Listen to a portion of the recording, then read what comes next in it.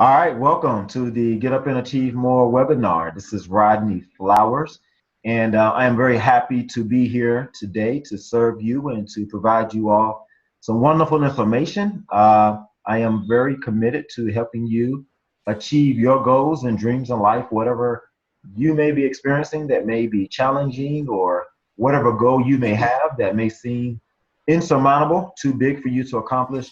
That is why I'm here today to host this seminar, this webinar, in order to give you some information that would help you get over that hurdle or achieve that goal. So what I want to do is I want to start with a little bit about me and who I am. Again, I'm Rodney Flowers. And for those who are on the line who may not know me, um, how I got started in this business was not very long ago. I met a young woman named Peggy McCall, and I wanted to write a book to tell my story, which we're going to talk about here in a second.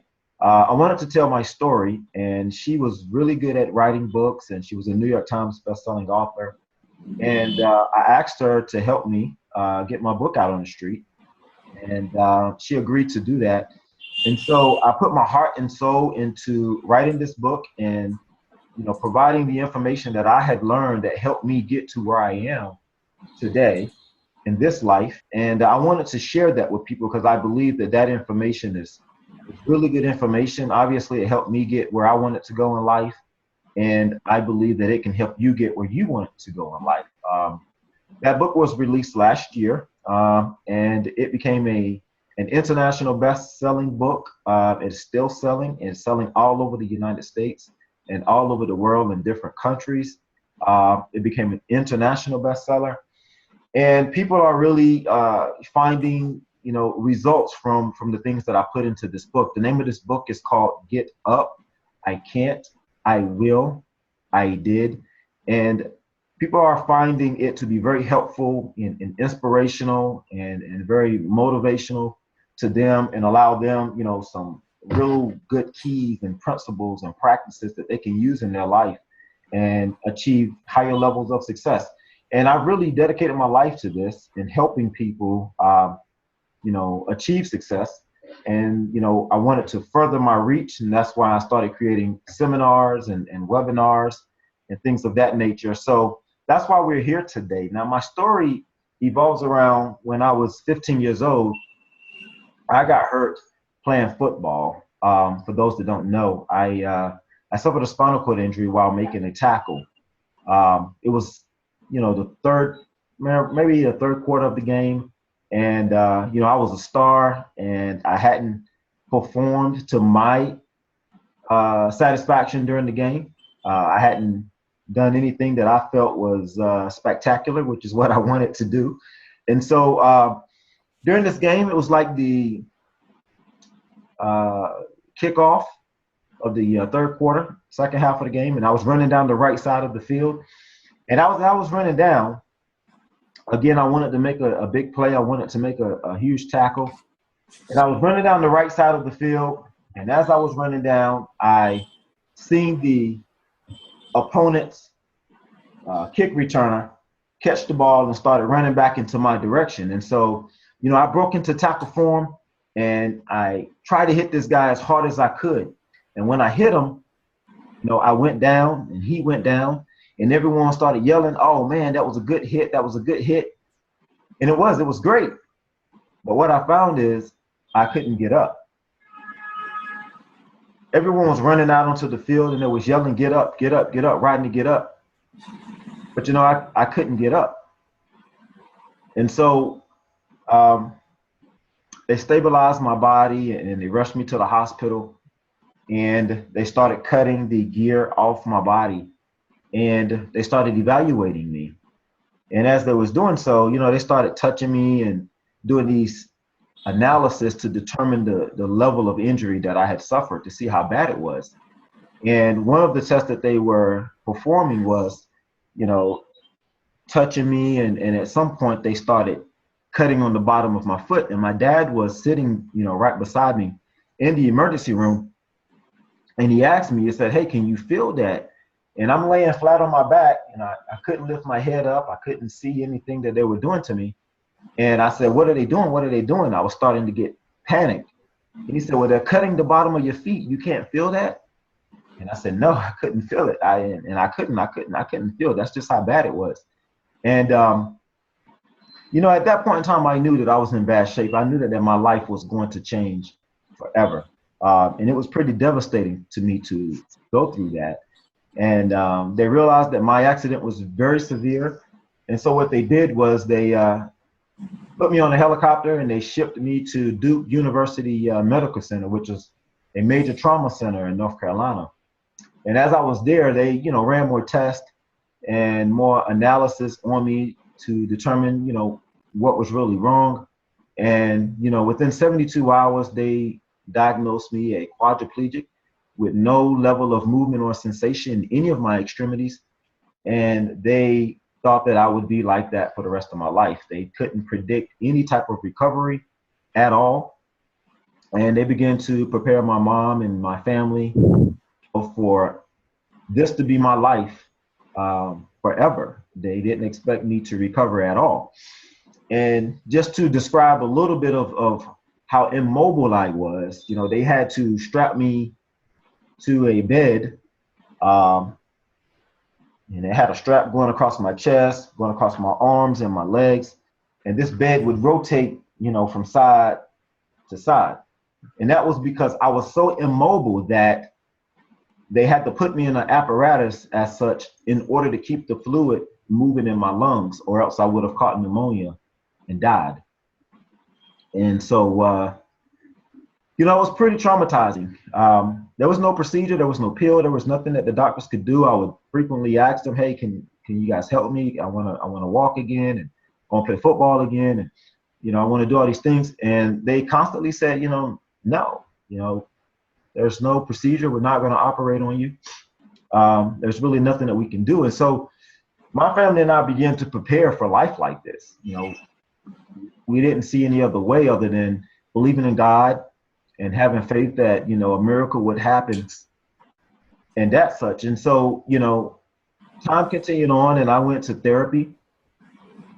And, you know, about 18 years later, I started walking again. Okay. And I fast forward a little bit because we're going to get into some of the details that I'm going to explain, you know, how I actually did it. But 18 years later, I start walking again, and I'm walking right now. I don't use the wheelchair at all. And I'm still striving to even improve my body even more. And some of the other things that I've accomplished, as I was telling you earlier, I've became an international best-selling author, speaker, and a life coach from the lessons that I've learned. And, you know, I've been successful at real estate. I've been successful in other areas of my life, you know, in terms of my job and financially and things like that. And we're going to talk about some of those things. But what I really want to focus on, I mean, that's a little bit about me. But what I really want to focus on is you and what you want to accomplish in life and the things that you may be dealing with. Because, you know, just like the event and the tragedy that happened to me, you and I both know that life is not always peaches and cream. You know, it's just not, you know. But the question comes, you know, what do you do whenever drastic situations occur in your life? You know, you have a choice. I had a choice. And whatever you're going through right now, you have a choice. Whatever you have decided that you want to accomplish in life, you know, that's your choice. Now, I'm not saying that things are going to always be easy. There's going to be times where it's going to be hard, or you're going to face some type of resistance. And at that point, you're going to have to make a choice. Are you going to allow what is confronting you or slowing you down or resisting you to stop you? Or are you going to get over that? And most of us want to get over that. I understand that. I mean, the fact that you're on this call or you're listening to this, that means that you really, you know, you're striving, that you're trying to find the answers to accomplish what you want to accomplish in life, you know. But we all have challenges. We all have obstacles. And we have things that make us feel uncomfortable or held down or stop us from achieving our goals. So you're not alone. That's normal. That's supposed to happen. So what do we do? You know, what do we do when we're facing those types of situations? What do we do when, you know, we have the feelings of defeat? How do we overcome those feelings? You know, how do we overcome the feelings of oppression? How do we rise above the challenges and the obstacles of life, you know, to live the way that we truly, truly want?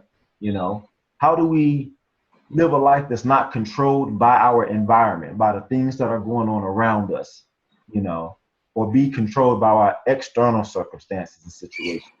Those are the questions. I think it's safe to say that those are the things that you are concerned about. Those are the things that you want answers to, because you know, if anything like me, I asked myself these questions when I was going through, you know, because I felt like if I could get the answers to these questions, I could win. I could make progress. Okay. And so I'm going to give you the answers to those questions. We're going to go through this. But I want you to understand that once I was released from the hospital, you know, I was in an electric wheelchair. I couldn't push a wheelchair, and I had very limited movement in my arms.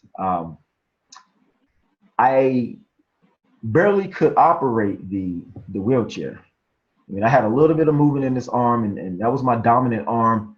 And I actually, you know, there was a joystick on the chair, and I actually couldn't control the joystick with my hand. I actually used my wrist because my hand I just didn't have the dexterity or the strength and the movement in my hand to do it. So I actually would just kind of lay my wrist up on the joystick and kind of, you know, finagle it in the direction that I wanted it to go. And I want to tell you, I was mad at the world at what happened to me. You know, after I was released from the hospital, during the time I was in the hospital, I just hated life. I hated life, and I hated everybody in it, because I felt like, why did this happen to me? Why did I have to deal with this? Why was I going through this? What did I do to deserve this? Okay. So I was mad at the world. And then there was a part of me that was like, how can I overcome it? How can I reach the goal of walking again? How can I do that? Doctors can't help me. I'm just a little guy that, you know, just loved the game of football, but now I'm hurt. So how can I overcome this and be successful?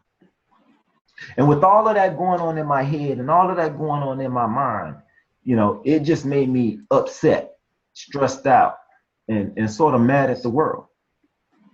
And I was like that for about a year. About a year went by. I was mad at the world. And after those 12 months went by, what I found was I was in the same situation, feeling the same way that I was 12 months ago. All right. Nothing had changed. Nothing. Absolutely nothing. And at that point in time, I knew that if I wanted my life to be better, if I wanted things to change, if I wanted success in my life, I had to take responsibility. So, I mean, that's one of the first things that I want to, you know, offer up to you, is to take responsibility for where you are, regardless of where you are in life right now. Because when we put blame on it, someone else, or we're blaming some other thing, or we're blaming some other circumstance, it's not going to do you any good. It's not until you are able to take responsibility and say, you know what? Maybe it's my fault that I am where I am right now. Or maybe, you know, I need to be better in order to move from where I am right now. Maybe there's something with me that needs to change in order for me to change my circumstance. And I want to tell you, that's a true statement. That's absolutely true. There's something in you that needs to change if you want to change where you are and go to a different place. You can't put that responsibility on anyone else. You can't expect someone else to do it for you. You're going to have to take that responsibility for yourself. And that was one of the first things I did. And see, what I did was, I knew that I was mad at the world. I knew that I was nasty with people when they would try to come and help me, try to assist me. It was because I was mad on the inside. I had taken responsibility. I felt like God had did me wrong. Life had did me wrong.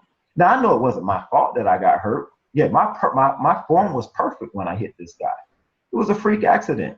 Nonetheless, it put me in a place that I didn't want to be. And because I didn't put myself there, I felt like somebody should pull me out. But that's just not how it works. Okay, it just isn't. Sometimes life is. It just is. It just happens. Sometimes you can go out and get in a car accident. It's not your fault, but You have to deal with the circumstances and the consequences that come with, you know, being in an accident. It's just the fact of life. But in order to change it and get through it and get over it and continue on, right, we have to take responsibility for where we are and where we're going to go. And so that was the first thing that I had to do. And what I started to do is started looking at my attitude. Okay. My attitude was horrible. And I knew it was pretty bad. And so let's take a look at the definition of attitude, because I really want to break this down. So attitude is a settled way of thinking or feeling about someone or something, typically one that is reflected in a person's behavior. So let's take another look at that again. Let's repeat that. It says a settled way of thinking or feeling about someone or something, typically one that is reflected in a person's behavior. Well, see, my attitude, my behavior was dictated by my attitude, and my attitude was dictated by the way I was feeling. All right, those settled ways that I was feeling, which was I felt like, you know, life had given me a raw deal, that it was unfair, that I shouldn't be in the situation that I was in. But hey, I was in that situation. There was nothing I could do about it, but my attitude was bad. And so I started to change my attitude, because I started to think about, what if I could turn this situation around? Now, I know the doctors couldn't do anything for me, and I knew, you know, I had to take responsibility. But I just started to think for a second, what if I could turn things around? And I didn't start with big things. I knew I wasn't going to start walking overnight. I started working with small things. Like, what if I could change my attitude? If I changed my attitude, I probably would feel a little better, right? I probably would not be so nasty. And I might could start to think or see clearly, you know, some things that I could do instead of focusing on everything that I couldn't do. So I really started to work on my attitude, those ways of thinking about what was going on in my life. And that's a very good starting point wherever you are in your life, in your journey, or whatever you're trying to accomplish. What is your attitude? Do you have a good attitude towards being able to accomplish that goal? Or do you say it's too far, or it's too big, it's no point in getting started, I don't have the resources, I don't know the right people, I'm not in the right country, whatever? That's all attitude, okay? You got to change that attitude. You have to have a more positive attitude. You got to start thinking about, how can I? What if, you know, I was able to, you know, change the attitude, change the settled way of thinking about the thing that you're trying to do or the challenge that is before you, and it will begin to change the behavior. Because once you start changing your behavior, you can start getting results. That's what happened to me. I started changing my behavior, and I started getting results. We're going to talk about that a little bit more, okay? But that's the key thing that you want to write down, is that attitude. You know, have a good attitude. Change your attitude. Evaluate your attitude, okay? And if there's some improvements that you can make in your attitude, make those improvements. Now, that was one of the critical factors that aided in my recovery, and that has aided in me being successful in business and being successful in my job, being successful as an author. You know, is attitude. I'm always checking my attitude. What am I thinking? Because if I'm thinking negative things, I know I'm going to get negative results. I'm going to act in a negative way. And so the next critical factor that really helped me was self-image. Okay. Now, my progress wasn't fast. It took a long time for me just to be able to push a wheelchair. And I want to be honest with you. I was a very athletic guy before I got hurt. All right. I had an athletic body. I was very popular. You know, there wasn't too much that I really couldn't do from a physical standpoint. You know, I was 15 and highly energized and just kind of always doing something, very hands-on. But after I got hurt, I went from, you know, being that muscular, strong, athletic person to having to have someone wait on me for every single thing that I needed. And I mean everything, okay? Personal things, little, small, minute things, everything, literally. And so what did that do to my self-image? Well, it destroyed it. I'm just gonna be honest with you. I had a very low self-image. I didn't feel that I was worth anything to anyone, let alone myself. All right. I just, I felt worthless. I felt like there was no point in living, you know, and there's many times that I wanted to kill myself. I didn't even want to live because I felt like, you know, I can't move. Someone has to help me do, you know, everything. If there's something I want to do, I got to ask somebody. I don't have any privacy. I mean, the list went on and on. I can just list a laundry list of things that I would complain about because it was bad. I really felt betrayed. And so my self-image was shot. But when I started changing my attitude, and you know, this is where it started, you know, changing that attitude, I started to see where I could improve in certain areas. I started to see where I could succeed in certain areas.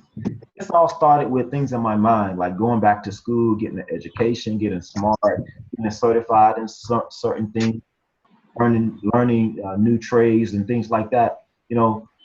And as I began to do those things and I began to learn those skills or develop those abilities, my self-image began to change. You know, I didn't just see someone who was in a wheelchair or had a disability. I started to see someone who could still accomplish something, someone who could actually get the job done, someone who could be effective and productive and bring about change, not only for myself, but to the world. And so as I began to increase my self-image, you know, my confidence began to change. And that made all the difference in the world. And a lot of times I see people who are trying to accomplish certain things or they have certain dreams and goals. They just don't have that self-image. They don't see themselves actually being able to do what they really want to do. Because, because they don't see themselves actually being able to do the things that they want to do, then they don't do it. They don't have that confidence. They don't have that self-image. All right. And so that's another thing that I want you to write down and be aware of is have that self-image to thing or do the thing that you really want to do. And if there's a challenge that's in front of you, don't focus on the challenge. Have the self-image of someone who's able to get over. Now, that's not always easy to do. And I understand that's going to take some practice. It's going to take some time. And I understand that because that was me. I mean, I was devastated. You know, I was, you know, in a wheelchair. I didn't think that anyone would want to listen to me. Anyone would want to hear what I had to say. But I changed my self-image of who I was. And then I understood that, oh, I have a lot to say that could help someone else. You know, I became aware of what I had to offer. And see, that's another thing that happens to us sometimes because we're so focused on the challenge or we're so focused on the dream or the goal being so big, we don't see the, I guess, the benefit of actually reaching the goal and what it's going to do. We allow the size of the dream or the goal to outweigh the benefit of actually achieving the goal. And if I could ask right now, if I could ask you to mute your line of background noise, please. Thank you. I appreciate that. And so, you know, that's another thing that you really want to focus on is your self-image. How do you see yourself? So that was another critical factor that helped me get to where I am right now in this life. The next thing that I want to share with you that really helped me is just action. Okay. So I developed a new attitude that helped me develop my self-image. I began to see someone who could get it done, someone who was able to make things happen. And the third thing is action. It's plain and simple. I started taking action. Okay. It didn't matter what the doctor said. It didn't matter what the therapist said. You know, they didn't expect much from me, but I expected more from myself. And so I started taking action on what I expected. I started doing certain things. I started developing strategies that I knew would help me get where I wanted to go. I started executing those strategies and I did it daily. every single day. I became committed and I took massive action. And there's not a whole lot that I could say about that other than to just do it. Kind of like Nike, you know, a lot of times we know what to do, but we don't do it. We don't take the action, or we don't take enough action. We take maybe a little bit of action. You know, as soon as we get just a little tired, or we see a little bit of success or a little bit of change, or perhaps you may not see enough change, we stop. And so I just want to tell you, you don't stop. Action is something that you commit to forever. It's not something that you're going to do for a little while and then you stop. Because see, you want a constant flow of results. So if you want a constant flow of results, then you got to have a constant flow of action. And that's critical. You know, that's worth repeating again. If you want a constant flow of good results, you got to have a constant flow of good action. So when you find out what it is that you need to do, which I'm sharing some good information with you, you want to make those actions habitual. You want to make them things that you do every single day. Okay. And so those are three things right there that I wanted to share with you.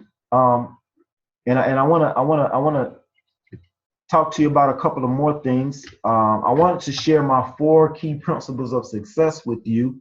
Those were 3 critical factors that I think are very important.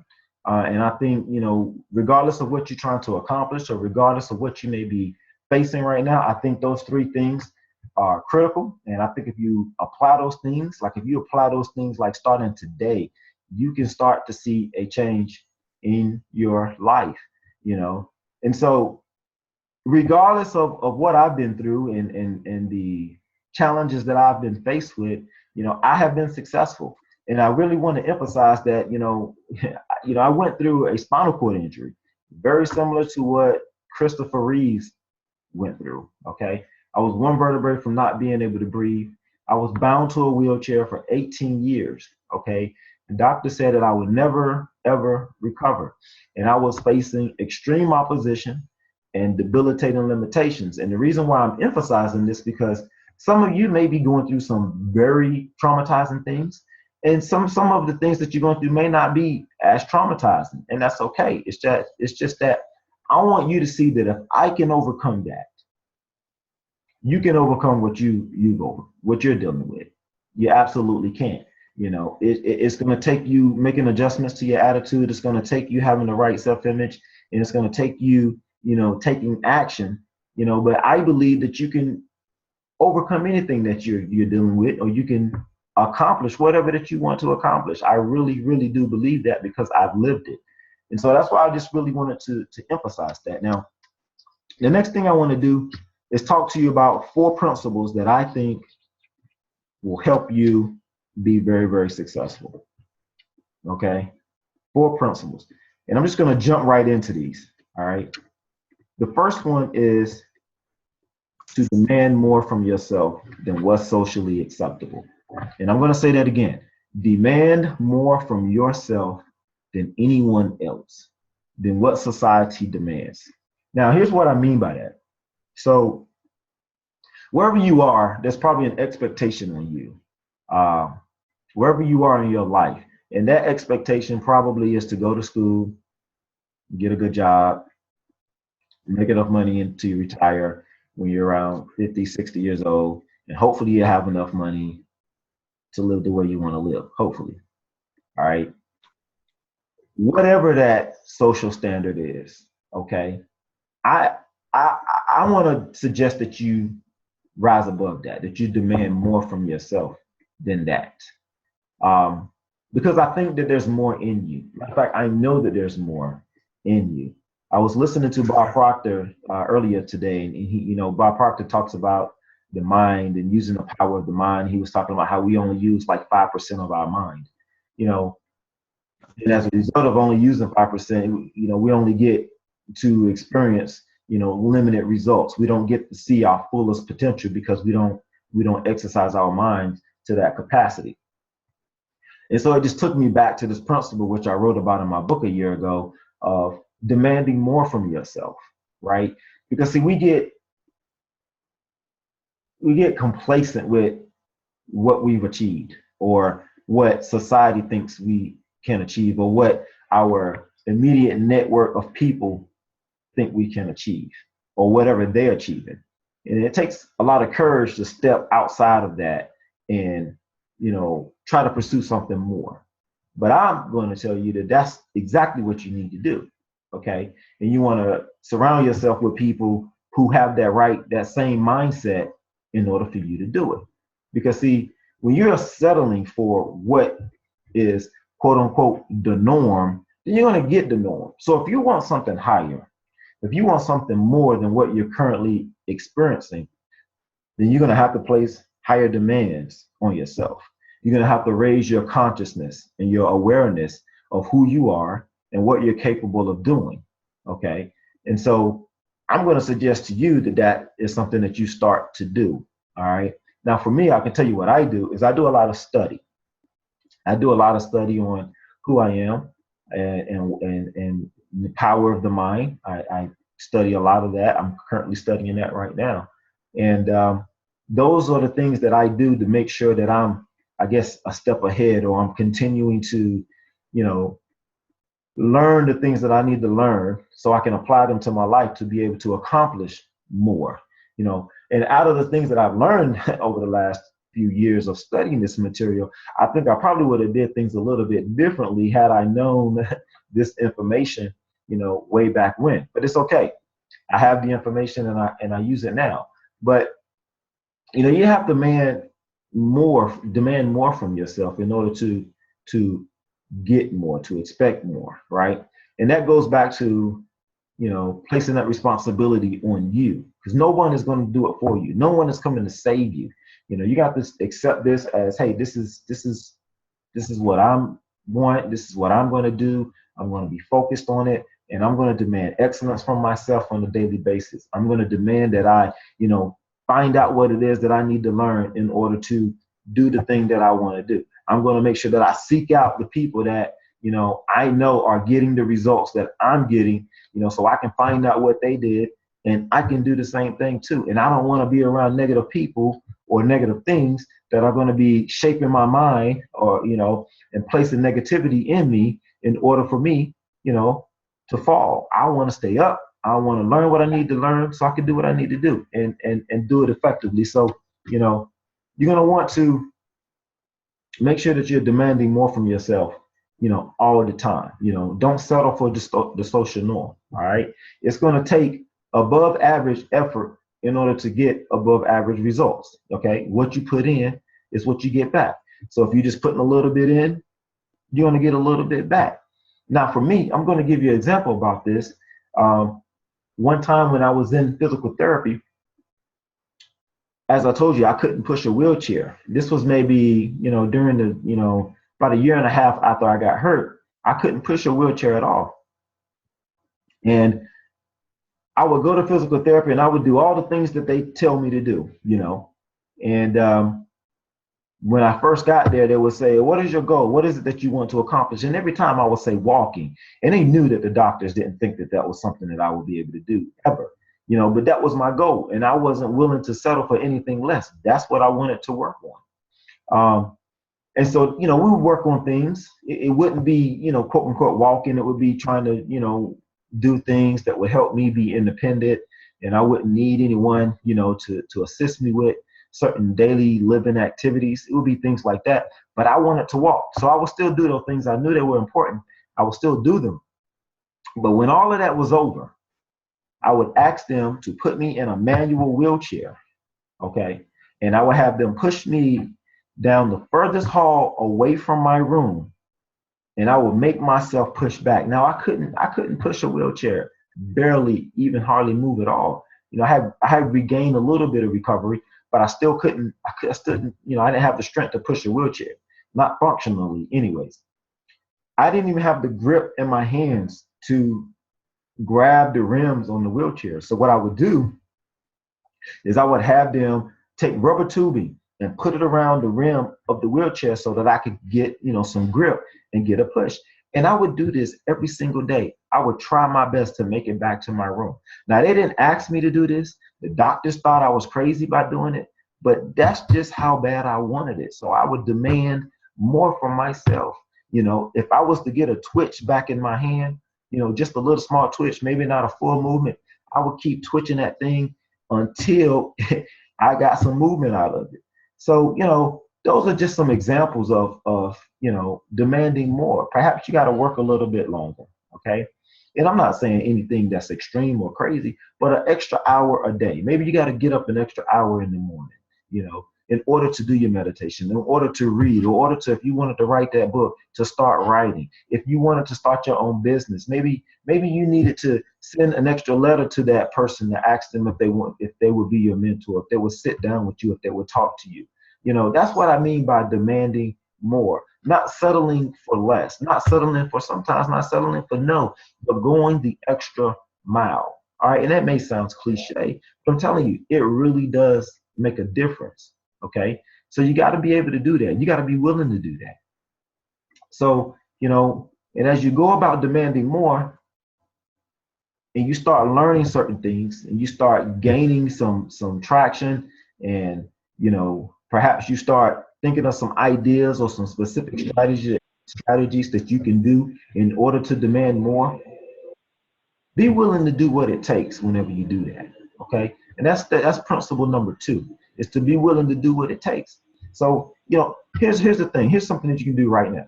Sit down today, whenever we're done with this webinar, sometime tonight, sit down and write out everything that you could possibly do to make yourself better. Everything that you can possibly do to get over that challenge that you're faced with. Write down any and everything that you could possibly do to reach your goal. Just sit down, find a quiet place, for about an hour, make sure no one interrupts you, and just think. Think of things that you can do to be better, to reach your goal, to get over the hump, and write them down, okay? That's step number 1. That's demanding more. That's thinking of things that you can do to demand more from yourself, right? To get you where you want to go. After you do that, and this is how you can apply principle number 2, be willing to do what it takes. So when you have your sheet, you have your list of things, be willing to execute those things. Don't just write them down and say, oh, that's something I'm going to get to one day. Immediately start to do them. And if you find that some of them are not working or they don't really make sense, go ahead, cross those off. That's fine. Focus on the ones that are working and work them. Do it. Execute it. That's what I mean by be willing to do what it takes. Listen, being successful is not rocket science. It really isn't.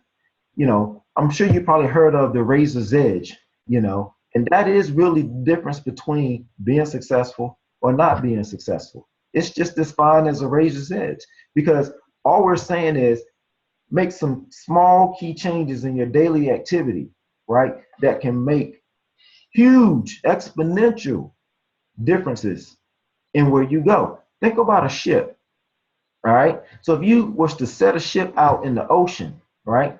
And it's heading in one direction, but if you make a small adjustment to the direction or to the rudder of that ship, where it's going to end up is going to be vastly different than it would had you not made that change. And so what we're talking about here are small adjustments that you can make that can make huge differences where you end up in life, okay? So be willing to do what it takes, all right? That's step number 3, key principle number 3. Be willing to do what it takes. Now, here's my 3rd principle, and if you haven't been listening, I really, really hope that you pay attention to this one, because this is where I see a lot of people lose it. They start demanding more, they have ideas, and they start implementing those ideas, and they're feeling good until something like this happens, right? Maybe things don't go as fast as they thought they were going to go. Maybe they face resistance. Maybe something happens and it knocks them down, okay? And so now what do?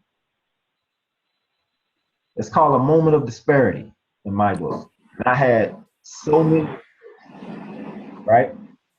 I had a whole bunch of those. I had many times where I fell down, the many times where I didn't make my goal, right? I never did make it back to my room, by the way, when I was pushing the wheelchair. And I was I went to therapy, I don't know, this particular time, at least 4 months.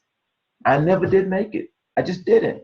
But I didn't let that get me down, because I knew just by executing that activity and trying to get there every single day, something was happening. Something positive was happening. I was getting stronger. I hadn't got strong enough to make it back to my room yet, but I was getting stronger. I was developing the mental muscles that I could build upon. I was developing the physical muscles that I could build upon. And I'm glad I did it, because had I not did those things, I probably wouldn't be standing here, or sitting here today and telling you that I'm able to walk again and I've experienced all this success, because I probably wouldn't have experienced it. So what you do when you're faced with those types of situations and you're feeling discouraged, what I did is I went back. When I was feeling bad about myself and I was feeling bad that I couldn't do what I wanted to do, I didn't like that feeling. So all I wanted to do was to take that feeling away. And I knew the only thing that was going to take that feeling away is for me to reach my goal. That was my way of winning. Okay. And so what I would do, I would say, okay, I feel this way. How can I stop the bleeding? Because that's what I felt like I was doing, bleeding. And so I knew I had to reach my goal. And so my goal was going to be an effect of me doing this over here. Okay. So it's like cause and effect. So in order for me to get where I wanted to go, I had to do this over here. And so whenever that moment of this discouragement came up, whenever that moment of disparity came up and I didn't feel good, I immediately shifted and I looked at what can I be doing? What actions can I be taking instead of sitting here having a pity party, sitting here complaining about why things aren't going the way I want them to go, sitting here complaining about why they're not going as fast as I want it to go. I started working. And so when I knew if I had time to sit there and feel bad and feel like I have a pity party, that's time for me to be working. That's time for me to be executing my strategy. Okay. And so what if, I hadn't made it as far as I wanted to go? So what if that person that I wanted to talk to didn't have time to talk to me at that particular time? So what if I didn't have the answer that I was looking for right then and there? That's okay. I started to go back and work with what I had. And I did the best with what I had until I was able to get my answer, until I was able to talk to that person that I needed to talk to. So it wasn't a time for me to say, well, just because I couldn't get it or just because I couldn't do it, I'm just going to sit here and I'm not going to do nothing. No, because that's not going to get me where I want to go. All right. So I went back and I started looking at what I needed to be doing, and immediately I started to do it. Okay. And so what I found by doing that, I didn't feel as bad, right? All the time. And that made me feel better because every time that I was working on my goal, every time that I was executing those strategies, I knew that it was bringing me closer. If you could, I'm sorry, if you could mute your line, please. There's a lot of background noise, whoever you are. But I knew that if I could, when I'm doing those things, those are the things that made me feel good. Those are the things that, really, gave me something to look forward to, because I knew, just because of the law of cause and effect, if I continue to do certain things, I'm going to get the results. I knew that. And so will you, right? But you just got to stay encouraged and continue to do the things that you know you need to do in order to make it. All right. And, that's the third principle right there. Like I said, it's not rocket science. This is easy, but it's as fine as a razor's edge, because, a lot of people know these things. These are not like, very complicated strategies, but because they're so simple, a lot of people won't do them, so don't let the simplicity, make you feel like these principles are not effective, because although simple, right, they can make a big difference in your life, a huge difference in your life. So, I just want to encourage you to do that. And so the fourth thing that I really want to share with you that I think is very critical to your success, it was very critical to mine, is finding someone that I could talk to, someone who, has done some of the things that I was trying to do in life, and have them sit down with me and help me. And that is finding yourself a mentor, someone that's going to hold you accountable. I think back when I was playing football. One of the reasons why, I feel that I was a great football player is because I had other guys on the team that were holding me accountable, right? After I got hurt, my mom and my family, I had a good support group. Those are the people that held me accountable, all right? There's a story. I want to tell you a story about my mom and accountability. You know, my mom is a strong lady, and whenever I got out of the hospital, I couldn't feed myself at all. And if you can imagine being in a hospital for 4 to 6 months, eating that hospital food, you know, you're really, you know, wanting some home cooked food. And I'm from the South where, you know, we ate a lot of Southern food, and it was really good. And so when I got out of the hospital, my mom, she made this beautiful Sunday dinner for me. And we were all sitting down at the table as a family, and we were enjoying our dinner. And, you know, she was asking me how the food was, and it was really good. And see, my mom had to feed me because I couldn't feed myself. And so we're sitting there, she's feeding me, and, you know, I'm sitting there enjoying the meal.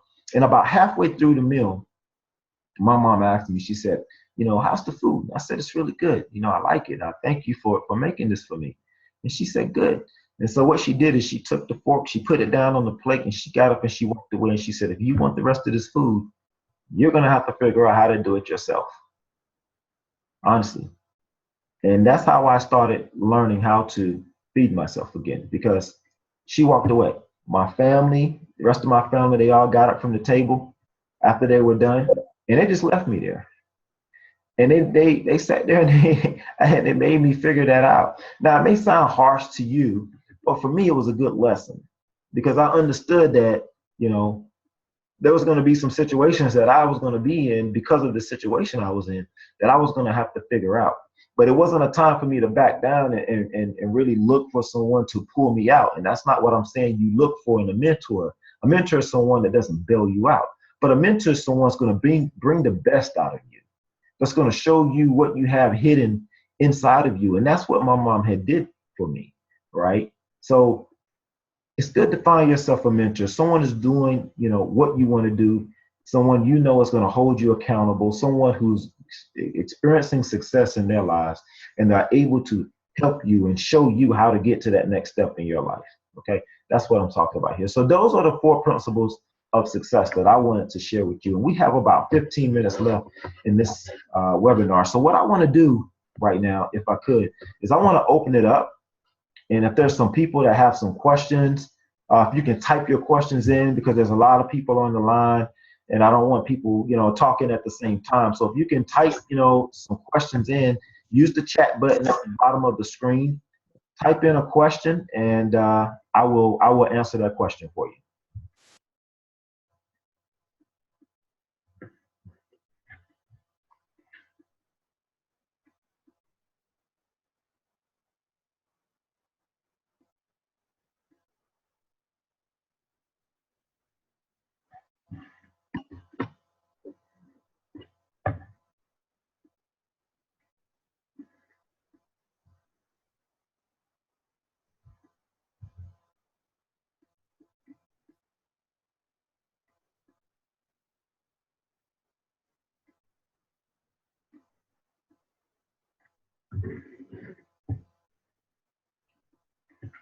And while we're waiting, I want to say thank you guys for being on the call today. If there are not any questions, I can go to the surveys and maybe pick up a question from there. And if you haven't filled out your survey, I ask that you do so I can learn how to serve you more.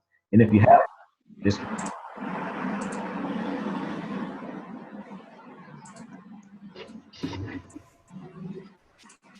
I have a question. all right, go ahead. You see, it's a very great thing to speak to you directly. I want to thank you for that again. Yes, sir. So my question is, you see, there's a time buffer between when you decide and the results show up. Okay. there's a buffer of time between the actual thing that you ask for and it's received. Yeah. See, Yep. yeah. And what's the major thing that should be done in the between time so that you don't lose focus on the goal? All right, so that's a good question. So there's this thing called the law of gestation. All right, every idea or every goal that you have has an incubation period, right? The incubation period is the time from, you know, you start to pursue it till you actually realize it, right? And so what you should be doing in between that time is making sure that, you know, you are taking action, you know, towards that goal or towards that dream. All right. You keep that dream in front of you, right? Just because you don't have it right now, make sure that you have a clear image of it in your mind or somewhere that you can look at it every single day. So you keep your focus and your concentration on it, right? And so if you have your focus and your concentration on it, that's going to drive your behavior. And so you should be just pursuing it, doing the activities that, you know, are going to bring you closer to it. So it's kind of like executing your plan towards it. But even though it's your plan, be open to make adjustments or deviations to that plan if necessary. Yeah. Can I say one more word if it's fine? You see, I'm an automotive designer. So Okay. I have made a device that literally converts the smoke into purest form of oxygen. Wow. So if my device is applied, a car will emit oxygen instead of smoke. I don't think I completely understand. Can you explain that once more? I'm sorry. Yeah. You know, a car, when it's running, it emits smoke. It gives Yeah. out emissions. Yeah. And if my system is applied, there won't be any emissions. It will be only purest form of oxygen. Really? Yeah. That's And pretty amazing. yeah, and I have sent this research to like many of the automotive companies, and I have received a reply from Audi, Volkswagen Group. Wow, that's Yeah, amazing. yeah, and I have got a reply from them that it's in the first stage.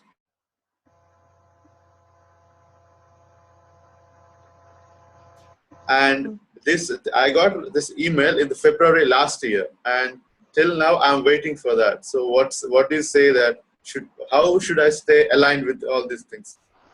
Well, all right. So, like I said, picture in your mind what it's going to feel like when they send you the notification that they've accepted your system and they're going to be implementing your system. Okay. I mean, that's really, you're just waiting for them to respond to you. So, I would just make sure that I'm in a constant vibration of having that thing that I want. Right. And so, I would practice seeing it now. I would practice having it now. Um, and I would just do that constantly, you know, on a daily basis. Just make sure that I'm in that vibration of knowing and having faith that they're going to accept my system. And what it's going to feel like when I get that notification in the mail or that phone call that they've accepted it, you know, I would try to be in that vibration on a daily basis. Thank you very much. Sure. You're welcome. All right, so we got some questions that came in on the chat. All right, let's see. It says my goal, but problem is I don't want. What can I do to change my life, become rich, move away from here, find a job, what I love, find a soul man? I don't know. How can I change circumstances? It seems like impossible. Okay, so here's my so I'm gonna break this down into, you know, different sections. So in terms of finding a soul man, right, I believe that in order to find the person that you want, you got to be the person that person would want as well. So if you're trying to attract someone in your life, I always say, well, you need to think about what type of person that person would want. Okay, so if you're trying to attract girl A, let's say girl A is the girl of your dreams or the man of your dreams, right? You have to ask yourself, if this person is this way and he has all these qualities that you are looking for, what is he going to look for? Or what is she going to look for? What kind of person is that person going to want? And you need to be that kind of person, right? So that you're attracted to them, right? And so you want to start practicing, you know, making sure that you're that type of person. You're someone that, you know, that person would want. And then you want to make sure that you are seeing yourself. You have the vision of seeing yourself, you know, in a lovely state of mind. So you want to meditate in a state of love because you're looking for a loving relationship. So you need to start seeing yourself in that and being that. Okay. If you're trying to change countries or something like that, I would suggest that you make some connections, you know, in the country that you're trying to go to, right? And find out what are the rules and regulations to do that. If you're trying to get a job there, I would make sure that I am increasing my value as a person, increasing my skills as a person. So when I go there, I can be marketable and I can get a job. I will start learning about that particular place, what's required, building a network in that area, making sure they understand who I am and the goals that I have, and make sure that I'm someone that's going to, bring a benefit to where I'm trying to go. So for example, if you have your eye on a particular company or organization that you want to work for, find out about their organization, find out the kind of people that they're looking for, and make sure that you fit that criteria. Okay. You're trying to start a business, then you need to find out, well, what do the people need, or what do the people want, and how can you serve those people? All right. How can you bring your product, your service to that place and be of service? Okay. I hope that answers your question. Does that answer your question? Yes. That's good. All right. So I have another question here. I'm at a place in my life where I have literally tried all that I can do to be successful. I believe that it will eventually happen, but I have exhausted all of my resources. Okay. How do I pick up from ground zero when all of my plans have failed? All right. So this is what I would do. I would sit down in a quiet place, right? And I'll get out a sheet of paper and I will write down, this is a problem, right? I will write that problem at the top of the page. And then I will sit down and I will really think, what can I do in order to be successful or continue to do whatever you've been trying to do? Because you say you've exhausted all of your resources, all of your plans have failed. So I would try to develop some new plans. So when your plans fail, that doesn't mean you failed. That just means that those plans have failed. You got to think about Edison, who invented the light bulb. Think about all of the plans that he put in place before one of his plans worked. So you don't need all your plans to work. You just need one of them to work, right? So I would sit down, write this problem down on a piece of paper, and I would develop new plans, okay? I really would develop new plans. And then I would start implementing those plans. And if your dream is big enough, the money will come. I wouldn't be concerned about the money at this point. I would be more concerned about what is it that I need to do. So whenever you find your place and you need the money, then you're gonna have to go, look for people that maybe support that goal or that dream, or really think about, have you really exhausted all of your resources? Start thinking of other ways that you can develop resources. Okay. So that's what you're gonna have to do with that. But this one is you got to really, really think about, what are some new plans? Okay, because I think it's a good thing if you're saying all of your plans have exhausted. So now you won't be working on things that won't work. You might want to start developing some new plans. So that means you have grown. There's growth there. So just because you develop plans that haven't worked, you haven't failed. You learned. So now you know what's not going to work. So let's go start focusing on what will work. All right, so we have another question that came in. It said, okay, because I have the talent and creativity to do what I want, I just don't know where to put my creativity. Okay. All right, well, we all are creative. Every last one of us, we're creative beings living in a physical body. So that's great. I like that you're exercising your creativity. That's good. So continue to do that is what I would suggest. And so I would suggest that you take up that exercise, write out all of those new plans, and let's start implementing those and see if we can get some traction with the new plans. I think that's great that you're continuing on, and you know that you have talent, so you have a good self-image. You have the know-how to get things done. So you just need to make sure that you got the right plan and implement that plan, and I think you'll take off. I really do.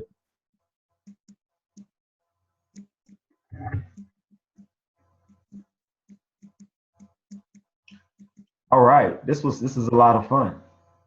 Is this helping you guys? I mean, was this beneficial to you all? Yes, it was. Great, I appreciate that. Are there any more questions? Do you have any more questions?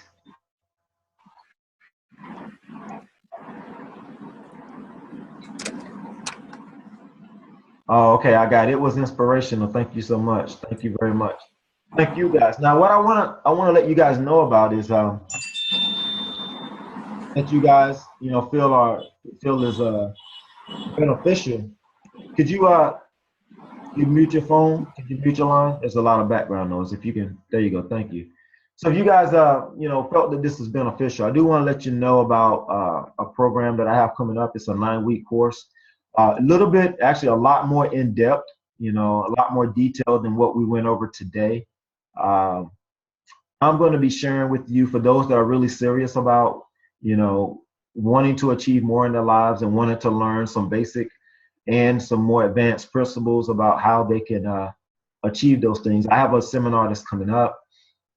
It is going to be a 9-week course. Let me know if you're interested in that.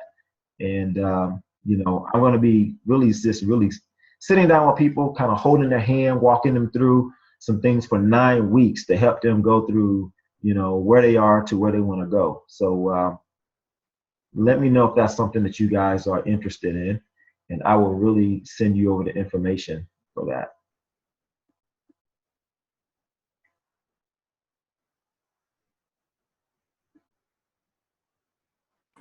I am interested. Could you send me the information? Absolutely. Will do. Will do. Thank you. I got another question. Said I'm very depressed right now, and it seems that I can't move from here. All right. Well, so depression is anger turned inward. So really got to work on that attitude and the behaviors that those settled thoughts that you have towards whatever it is that you're depressed about. That's where it's going to start. So if you're depressed and it feels like you can't move, you feel like you're stuck, the first place that I will start is with attitude. I really don't look at the situation, don't look at your external environment. Take a look at your attitude and what's going on there and how you can make some changes and adjustment to that. That's where you want to start from with that. Okay. Awesome. So, is it a new deep? Yes, it is. All right. Could you just put your email address right in the chat box for me, man? Yeah, sure. I shall do that. And Well, I have I'll tell you better yet. No, just send me an email. My email address is rodney@rodneyflowers.com. okay. That's my email address. Oh, okay, good. All right, got it. Okay, fine. I'll send you the email.